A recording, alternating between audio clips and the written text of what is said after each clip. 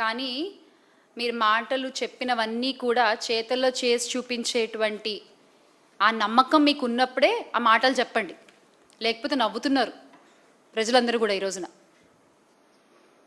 చూసాం కదా, ఇప్పుడు సంవత్సర పై కాలంగా కూటమి ప్రభుత్వం అధికారంలోకి వచ్చిన దగ్గర నుంచి మహిళల పట్ల, దళితుల పట్ల, ఐపీఎస్ అధికారుల పట్ల, ప్రభుత్వ ఉద్యోగుల పట్ల వాళ్ళు ప్రవర్తించిన తీరు ఇది. ఇవన్నీ కూడా ప్రజలు గుర్తుపెట్టుకుంటారు. ఇవన్నీ కూడా ప్రజలు ఏ రకంగా సమాధానం చెప్పాలో అప్పుడు చాలా గట్టిగా సమాధానం చెప్తారు.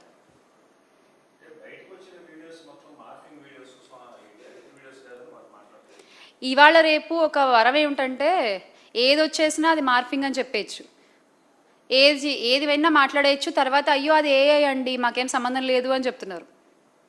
మరి నిజాలు భగవంతుడికే తెలియాలి. మీరు మీడియాలోనే ఉన్నారు, మీకు ఒక ఐడియా ఉంటుంది కదా సార్.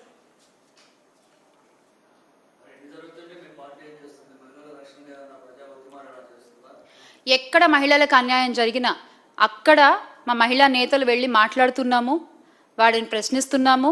అది మచిలీపట్నం కావచ్చు, రాజమండ్రి కావచ్చు, పాయకరావుపేట కావచ్చు, వైజాగ్లో కావచ్చు, రాప్తాడులో కావచ్చు, ఎక్కడైనా ప్రతి చోట మొన్న ఒక ఆడ మనిషిని చెట్టు కట్టేసి కొడుతుంటే తన కన్న బిడ్డ ముందు వైఎస్ఆర్ కాంగ్రెస్ పార్టీ కదా గొంతెద్దాన్ని ప్రశ్నించింది.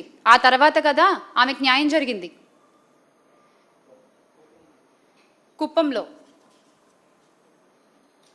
సో ఇలాగా ప్రతి చోట ఎక్కడ మహిళలకు అన్యాయం జరుగుతున్నా అక్కడ ముందు నిలబడేటువంటి పార్టీ వైఎస్ఆర్ కాంగ్రెస్ పార్టీ అని సగర్వంగా తెలియజేసుకుంటున్నాము. ఎందుకంటే మా అధినాయకులు వైఎస్ జగన్మోహన్ రెడ్డి గారికి మహిళలపై అపారమైన గౌరవం. ప్రతి మహిళని కూడా సొంత చెల్లిలా చూసేటువంటి విశాల హృదయం అయింది. కాబట్టి రాష్ట్రంలో ఏ ఆడపిల్లకు అన్యాయం జరిగినా కూడా ముందుండి ప్రశ్నించేటువంటి పార్టీ వైఎస్ఆర్ కాంగ్రెస్ పార్టీ. ప్రశ్నించే పేపర్ సాక్షి, కవర్ చేసేటువంటి ఛానల్ సాక్షి మీడియా. ఇది అందరికీ తెలిసిన విషయమే.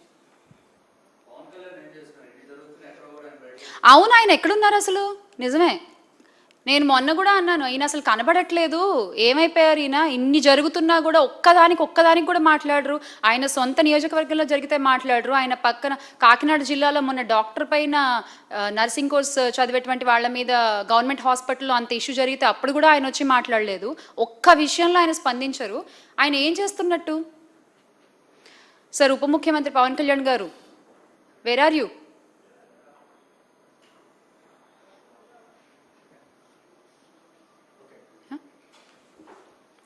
సో ఇవన్నీ గుర్తుపెట్టుకుని